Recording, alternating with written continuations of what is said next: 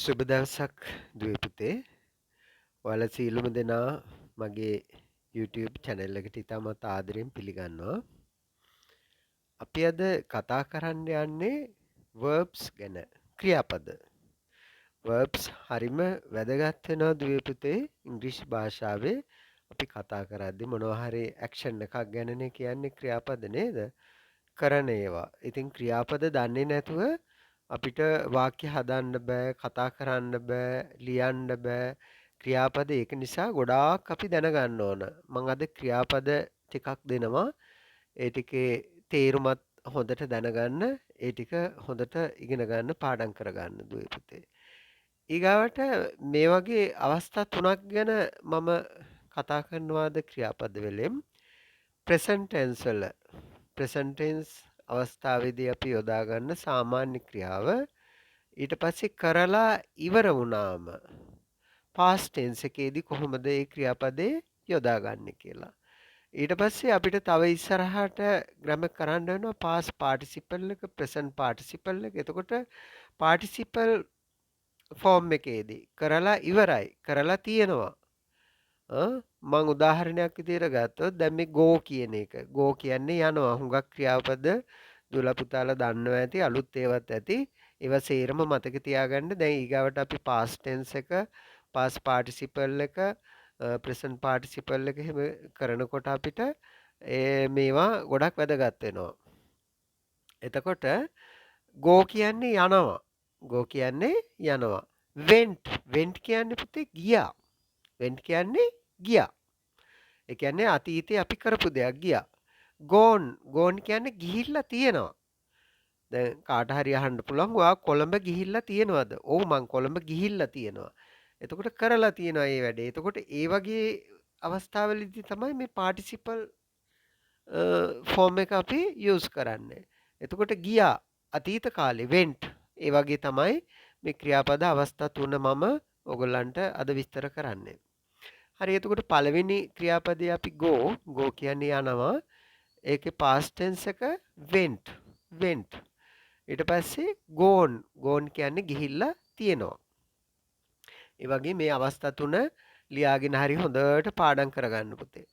ඊගාවට catch කියන්නේ අල්ලනවා.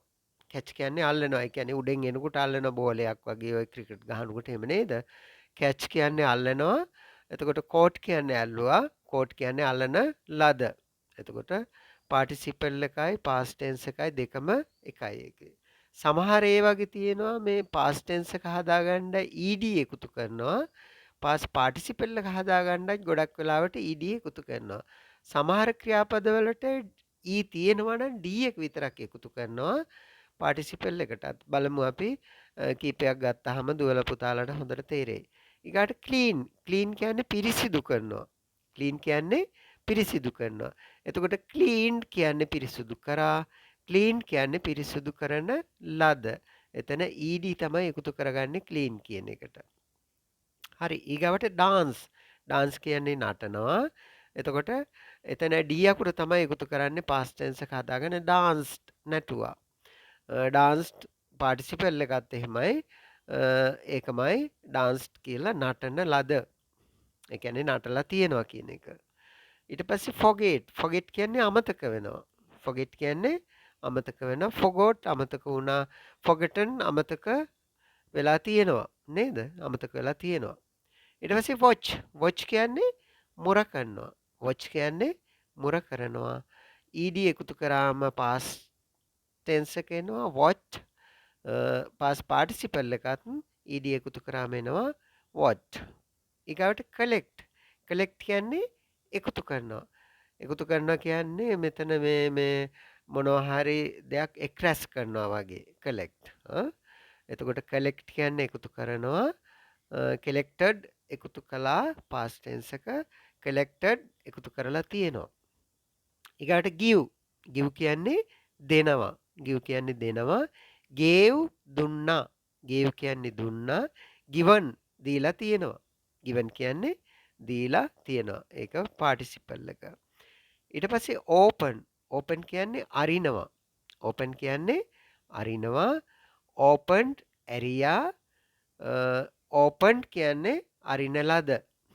ඇරලා තියෙනවා. ඒ වගේ. හරි.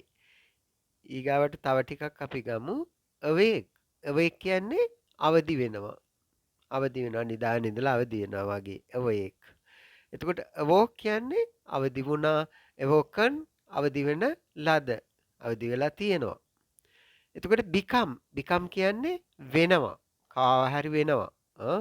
ගුරුවරයෙක් වෙනවා, ඉංජිනේර කෙනෙක් වෙනවා, ડોක්ටර් කෙනෙක් වෙනවා. ඒ වගේ become වෙනවා. became වුණා past tense එක. ඊට පස්සේ become වෙලා තියෙනවා. ආපහු past participle එකත් become. ඊට පස්සේ blow කියන්නේ පිඹිනවා. දැන් ඔය ලිපිට පිඹිනවා වගේ නේද? blow පිඹිනවා. blue පිම්බා blown පිඹින ලද. past participle එක blown. ඊට පස්සේ plant හිටවනවා. ඉන්දෙනවා.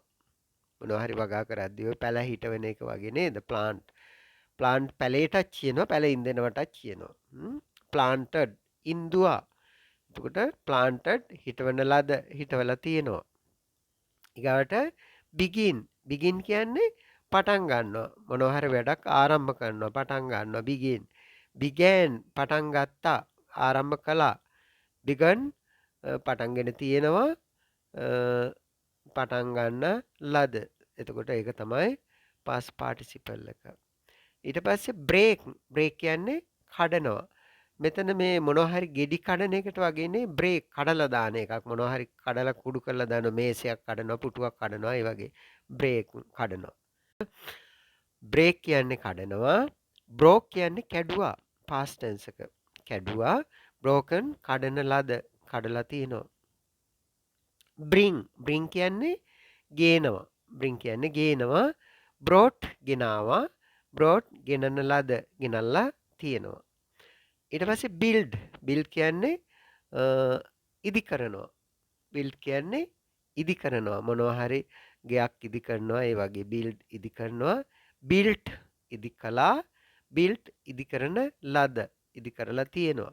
ඊට පස්සේ wipe කියන්නේ පිහිනවා. wipe කියන්නේ පිහිනවා. දැන් ওই වාහනේ කර වයිපර් එක කියලා කියන්නේ අපි නේද? මේ වාහනේ අර මේ වතුර වැටුනම වහිනකොට එහෙම වයිපර් එක දානවනේ. වතුර ටික පිහ ගන්න නැත්නම් පාර පේන්නේ නැහනේ. ඒකට වයිප් කියන්නේ වගේ පිහිනවා. එතකොට wiped පිස්සා past tense එක. wiped පිසින ලද past participle එකත් ඒකමයි. හරි, මේ ටිකත් හොඳට ඉගෙන ගන්න. ඊගාවට අපි තව ටිකක් බලමු. buy කියන්නේ මිලදී ගන්නවා. කඩේට ගිහිල්ලා මොනවා හරි බඩුවක් මිලදී ගන්න එකට තමයි buy. එතකොට ඒකේ past tense එක මොකද්ද? bought. මිලදී ගත්තා. මිලදී ගන්න ලද past participle එකත් bought-මයි. හරි. එතකොට මේ වගේ මේ ස්පෙලින්ස් එම හොඳට මතක තියාගන්න ඕන පුතේ. ලියන්න තේරුම මතක තියාගන්න ඕන, ස්පෙලින්ස් මතක තියාගන්න ඕන. ඒවා ගොඩාක් ඉගෙන ගන්න තියෙනවා පුතේ. එහෙම ටට්ටක් ගාලා ඉගෙනගෙන යන්න ඕන. එතකොට තමයි ඔයගොල්ලෝ අර අලුතෙන් දෙයක් ඉගෙන ගත්තා වෙන්නේ. අලුතෙන් ඉගෙන ගන්න දේ ඔයාලා ඉගෙන ගත්ත දෙයට එකතු කරගන්න. එතකොට තමයි අමතක කරන්න නැතුන් දිගට ඔයගොල්ලෝ හොඳට ඉගෙන ගන්න පුළුවන්. ඒක නිසා මේ ටිකත් හොඳට ස්පෙලින්ස් එක්කලාම මතක තියාගන්න ඉගෙන ගන්න. ඊට පස්සේ cook කියන්නේ උයනවා. එතකොට past tense එක cooked. ඒකට ed එකතු කරා. past participle එකත් cooked. උයලා තියෙනවා, උයන ලද. call කියන්නේ කතා කරනවා. දැන් ඔය ටෙලිෆෝන් එකෙන් එහෙම කෝල් එකක් ගන්නෙ නේද? ඒ වගේ කතා කරනවා call. එතකොට called කතා කරා past tense එක. called කතා කරන ලද. ඊට පස්සේ attend කියන්නේ සහභාගී වෙනවා. attend කියන්නේ සහභාගී වෙනවා. attended සහභාගී වුණා. attended සහභාගී වෙන ලද. ඊගාවට choose කියන්නේ තෝරගන්නවා. මොනවා හරි දෙයක් කඩේට ගිහිල්ලා කීප එකකින් තෝරගන්න හොඳ එකක් නේද? choose තෝරගන්නවා. chose තෝරගත්තා. chosen තෝරගන්න ලද.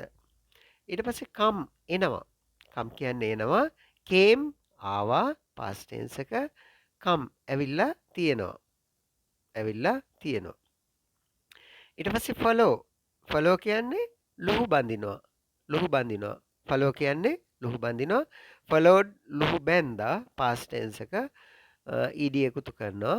past participle එකටත් එහෙමයි ed එකතු කරාම followed. ඊට පස්සේ do කරනවා. do කියන්නේ කරනවා මොන හරි වැඩක් කරනවා. did කළා. done කියන්නේ කරලා තියෙනවා. done කියන්නේ කරලා තියෙනවා. හරි. ඊගාවට බලන්න කට් කියන්නේ කපනවා. පිහියකින් මොනවා හරි කපනවා. ගහක් කපනවා, දර කෑල්ලක් කපනවා. එහෙම නැත්නම් එළවලු කපනවා. ඒ ඕන එකට කියන්න පුළුවන් පිහියෙන් කපන එකට කට්. එතකොට කට් past tense එකත් ඒකමයි, past participle එකත් ඒකමයි. කට් සමහර ක්‍රියාපද තියෙනවා දුවේ පුතේ. ඒ එහෙම කිසිම වෙනසක් නැතුව එකම ක්‍රියාපදේ තියෙනවා. ඊට පස්සේ listen කියන්නේ ඇහුම්කන් දෙනවා. දැන් පාඩමකට ඇහුම්කන් දෙනවා, කවුරු හරි ටීචර් කෙනෙක් උගන්වද්දී ඇහුම්කන් දෙනවා. ඒ වගේ listen ඇහුම්කන් දෙනවා.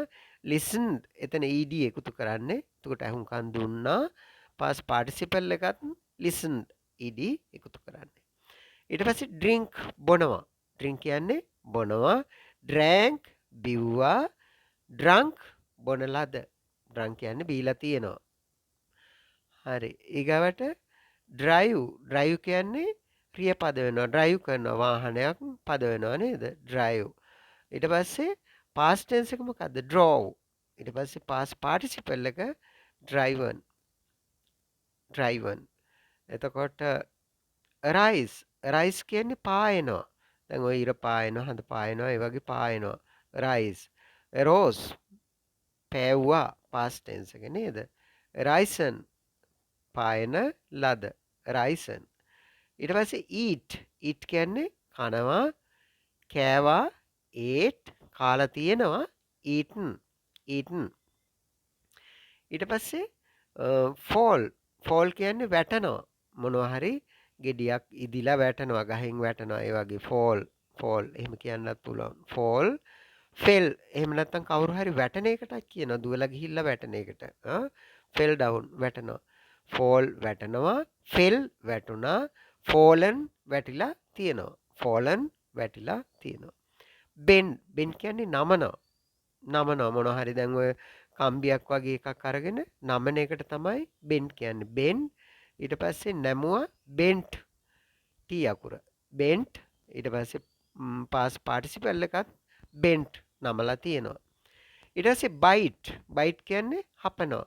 ඔය බල්ලෙක් සතෙක් වගේ හපනවා. එහෙමත් කියනවා. bite හපනවා. bit හැපුවා. bitten හපලා තියෙනවා. හපන ලද.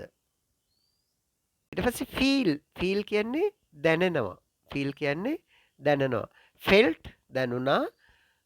past participle එකත් feltමයි. felt දැනන ලද. දැනිලා තියෙනවා. ඒ වගේ. find කියන්නේ සොයා ගන්නවා. මොනවා හරි දෙයක් නැති වෙලා තිබිලා හොයා ගන්නවා. එහෙම නැත්නම් අලුතෙන් මොනවා හරි සොයා ගැනීමක්. ඒ වගේ find සොයා ගන්නවා. found සොයාගත්තා. found past participle එකත් foundමයි. ඊට පස්සේ have තියෙනවා. I have a book. ඒ වගේ මට පොතක් තියෙනවා. ඒ වගේ have කියන්නේ තියෙනවා. had කියන්නේ තිබුණා. past participle එකත් hadමයි. තිබිලා තියෙනවා. එතකොට past tense එකයි past participle එකයි had. ඊට පස්සේ creep කියන්නේ රිංගනවා. මොනවා හරි එකක් අස්සෙන් රිංගනවා. එතකොට crept කියන්නේ රිංගුවා. crept past participle එකත් රිංගලා තියෙනවා. creptමයි. ඊට පස්සේ dig හාරනවා. වලක් හාරනවා. ඒ වගේ dig හාරනවා. dug හැරුවා. past tense එක past participle එකත් dugමයි. dug. ඊට පස්සේ fly කියන්නේ පියාඹනවා. flew පියාඹුවා. flown පියාඹන ලද. පියාඹලා තියෙනවා. ඊගවට get කියන්නේ ලබා ගන්නවා. got කියන්නේ ලබා ගත්තා. past tense එක past participle එක gotten. ඊට පස්සේ hit කියන්නේ ගහනවා. එතන past tense එකත් hitමයි. past participle එකත් hitමයි. එතකොට ඒ වගේ සමාන ඒවා තියෙනවා. ඒ ටිකත් මතක තියාගන්න. ඔය වගේ ක්‍රියාපද ටිකක් අද ගෙනාවේ. මේ ටික හොඳට මතක තියාගන්න. මේ වයින් ඊට පස්සේ අපි දැන් present tense ඉවර වුණාම past tense එක පටන් ගන්නවා. ඊට පස්සේ present participle එක past participle එක ඒ වගේ grammar දිගටම කරගෙන යනවා. ඒ ටික හොඳට ඉගෙන ගන්න ඕන. ඊට කලින් මේ ක්‍රියාපද ටික හොඳට ඉගෙන ගන්න මේ අවස්ථා තුනේ. වර්තමාන අවස්ථාව present, past කියන්නේ කරලා ඉවරයි, past tense එක, past participle කියන්නේ කරලා තියෙනවා. කාලා තියෙනවා, ගිහිල්ලා තියෙනවා, කපලා තියෙනවා, ඒ වගේ කරලා තියෙන දෙයක්. එතකොට හරිම වැදගත් දුවේ පුතේ මේ tenses ටික. present tense එක, past tense එක, past participle එක, present participle එක, ඊට පස්සේ continuous tense කරමින් ඉන්නේවා. මේ ටික හොඳට tenses ටික ඉගෙන ගන්නවා නම් පුතේ ඉංග්‍රීසි හොඳටම හොඳයි ඕගොල්ලන්ගේ. ඉංග්‍රීසි ගොඩ. ඒක නිසා හොඳට මේ එදාට කරන ටික ඉගෙන ගන්න ඕන. හොඳයි එහෙනම් මම තවත් වීඩියෝ එකකින් ඉක්මනට එනවා. මේ ටික එක ඉගෙන ගන්න. මගේ අර වීඩියෝ බැලුවේ නැත්නම් ඒ ටිකත් බලන්න. අලුතෙන් ආවා ඉන්නවා නම් මගේ channel එක subscribe කරන්න. bell icon එකත් click කරන්න. එතකොට වීඩියෝ එකක් ආපු ගමන් ඕගොල්ලන්ට ඒක ගන්න පුළුවන්. තව අනිත් යාළුවන්ට එහෙම හැමෝටම share කරන්න පුතේ. එතකොට ඒගොල්ලොත් ඉගෙන ගනීනේ. හොඳයි එහෙමනම් හොඳට ඉගෙන ගන්න පුතේ. ඒක තමයි මට ආදරෙන් කියන්න තියෙන්නේ. මේවා බලලා හොඳට ඉගෙන ගන්න. හොඳයි. එහෙමනම් goodbye. අපි තවත් වීඩියෝ එකකින් හමු වෙමු. තෙරුවන් සරණයි. goodbye දුවේ පුතේ.